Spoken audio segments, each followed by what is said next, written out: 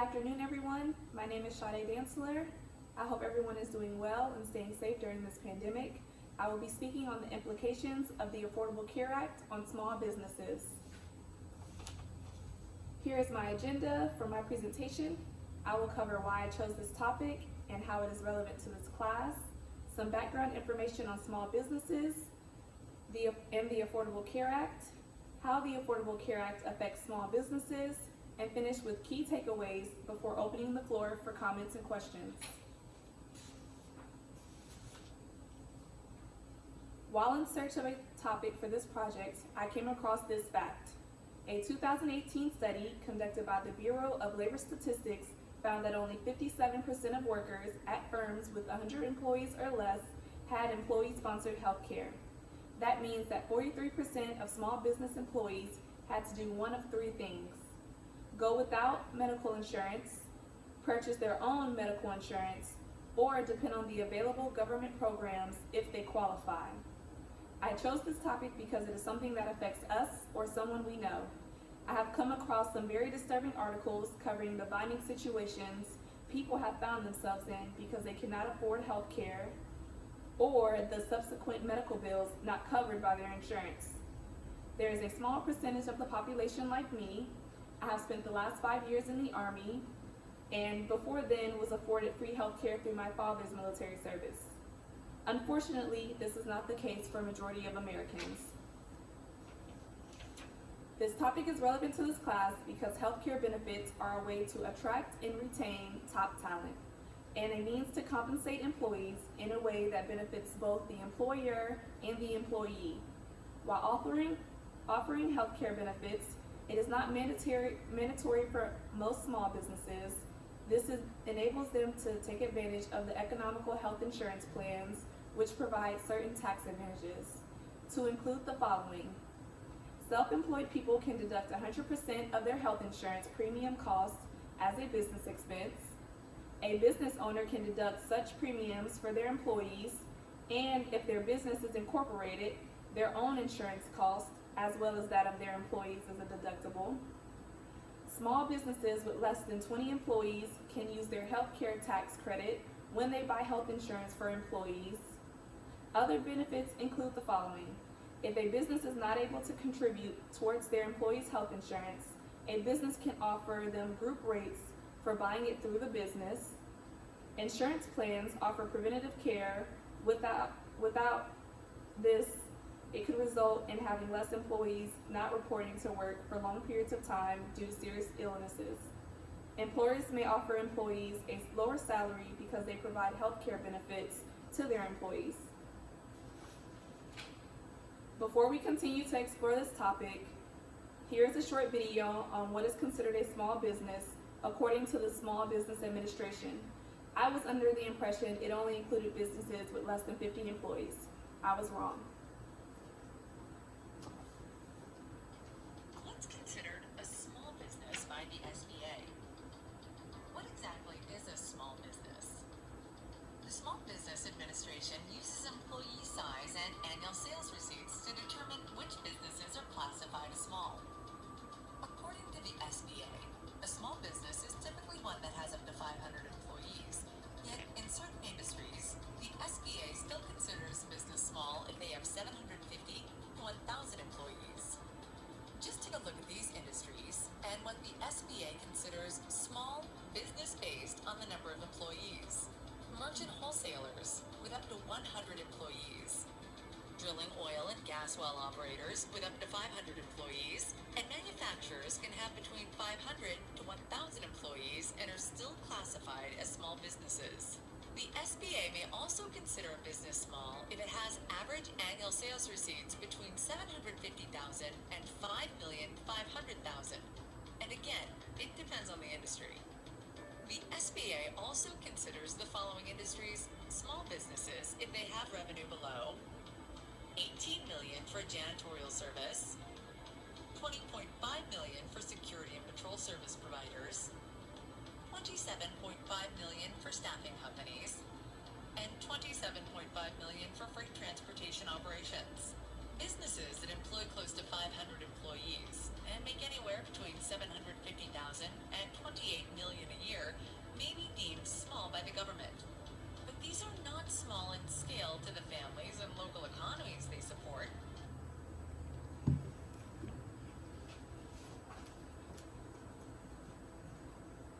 To give you an idea of how many small businesses there are in the United States, here is a chart showing the statistics from the Small Business Administration on how many small businesses exist by industry and number of employees. According to the Small Business Administration, there was 30.7 million small businesses in the United States in 2019. Before we move to the background information on the Affordable Care Act, I wanted to highlight that in the more recent years, rising costs of healthcare have become more evident through the news and testimonies of people across the U.S. who are willing to share their struggles of trying to attain and or afford the most basic healthcare benefits. The United States continues to work towards healthcare reform because of the rising costs. It was surprising to learn that medical bankruptcies have affected up to 2 million people and that healthcare costs in the United States healthcare system cost twice as much per person compared to any other developed country. So what is the Affordable Care Act, or as we may know it, Obamacare? It is a comprehensive healthcare reform law that addresses health insurance coverage, healthcare costs, and preventative care. The law was enacted in two parts. The Patient Protection and Affordable Care Act was signed into law on March 23, 2010, and was amended by the Healthcare and Educational Reconciliation Act on March 30, 2010. The law aimed to achieve three main goals. The first one is to make affordable health insurance available to more people. The law provides consumers with subsidies or premium tax credits that lower costs for households with incomes between 100% and 400% of the federal poverty level. The second is to expand the Medicaid program to cover all adults with income below 138% of the federal poverty level. The third was to support innovative medical care and delivery methods designed to lower the cost of health care overall. Before the Affordable Care Act, insurance companies could exclude people with pre-existing conditions. Insurance companies could also drop you for being sick or stop treating you when you reached your annual or lifetime limit. Over 60% of bankruptcies were related to medical costs, even though many of those bankrupted had insurance. As a result, the people with the greatest health expenses sometimes had to go without insurance or settle for a policy that did not cover pre-existing conditions. Because they couldn't afford regular doctor visits, they often ended up in hospital emergency rooms and unable to contribute to the expense of their treatments altogether. The only reason you can be dropped on the new Affordable Care Act is for fraud. The act has curbed the rising cost of employer-based premiums and reduced premiums for many Americans due to the state-based health insurance markets. Insurance companies previously had no limits on raising premiums. The rate review provision protects people against unjustified rate hikes. Expansion of Medicaid. The Affordable Care Act also aimed to make health insurance more affordable for those with the lowest incomes by subsidizing the cost. Medicaid was extended to those who earned up to 38% of the federal poverty level, but as of 2020, 14 states, mostly in the South, have elected not to expand Medicaid, limiting accessibility for their residents. The poverty level usually increases each year with inflation. Those who earn too much for Medicaid receive tax credits if their income is less than 400% of the poverty level. The credit is applied monthly rather than an annual tax rebate. They also pay reduced co-payment and deductibles. Supportive innovative Medicaid care delivery methods.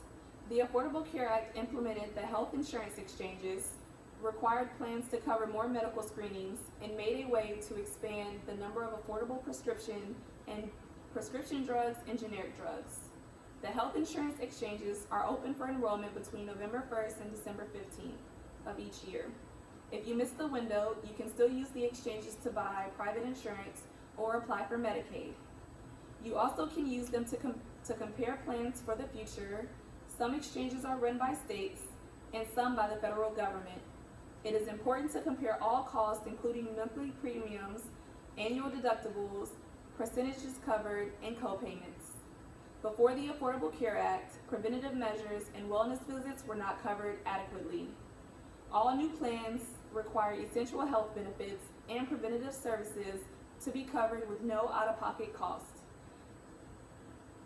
There are 10 essential services to include preventative and wellness visits, maternity and newborn care, mental and behavioral health treatment. In addition, services and devices to help people with injuries, disabilities, and chronic conditions. So, to include with those services, insurance plans must also allow parents to include their children on their insurance plans up to the age of 26. The Affordable Care Act also promised to make prescription drugs more affordable. Many people, particularly senior citizens, are unable to afford their medications. There are also a number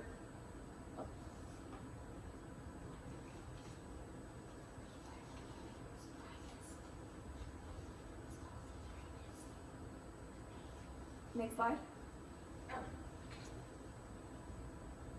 Tax penalties are also a big part of the Affordable Care Act.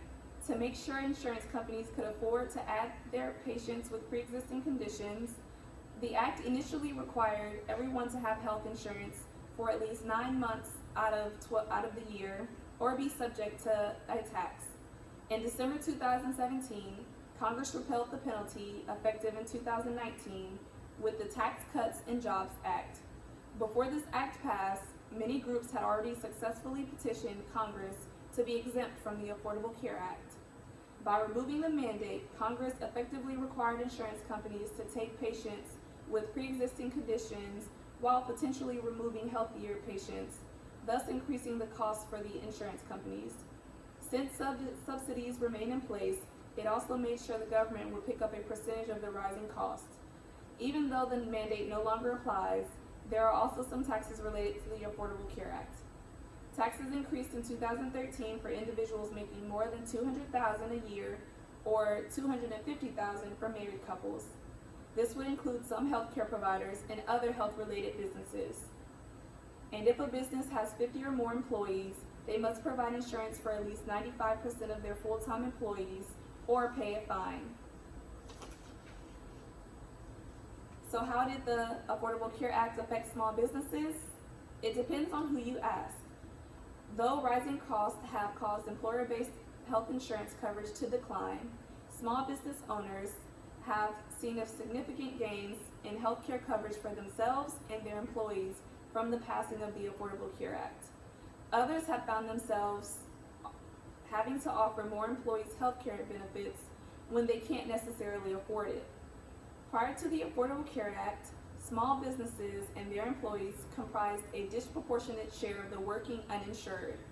In 2011, 6 of 10 of the nation's uninsured workers were self-employed or working at companies with fewer than 100 employees. Recent analysis shows significant gains in coverage for small business owners, the self-employed, and the small business employees, with significant decreases in uninsured rates as it relates to access to affordable care. The Affordable Care Act markets and the expansion of Medicaid in many states allowed more small businesses to be able to afford and offer coverage to their employees. The Affordable Care Act's market regulations ban insurers from setting premiums based on healthcare and demographic profiles of a company. A report from early 2017 by the U.S. Department of the Treasury found that Affordable Care Act marketplaces have been instrumental in small business owners having access to coverage. According to the report, 1.4 million marketplace consumers were self-employed, small business owners, or both. Overall, there are different perceptions of the Affordable Care Act. I found research that supported that it negatively affected small businesses and research that supported it improved options and coverage for small businesses and their employees. Next slide. So there are a few key takeaways I want to highlight. Healthcare reform is constantly changing and directly affects how businesses use this form of compensation. There is a possibility that if costs continue to rise, it will not be a viable option for small businesses. While the Affordable Care Act was designed to do great things, it adversely affected some small businesses by requiring some to offer more coverage and initially implementing a tax penalty. As with any law, this act was the best thing ever to some and a nightmare to others. As HR professionals, this is a topic we should stay up to date on to ensure we are aware of how it affects the businesses we work for as well as ourselves. This concludes my presentation. Thank you for your time and attention. Please leave your comments and questions below. Thank you.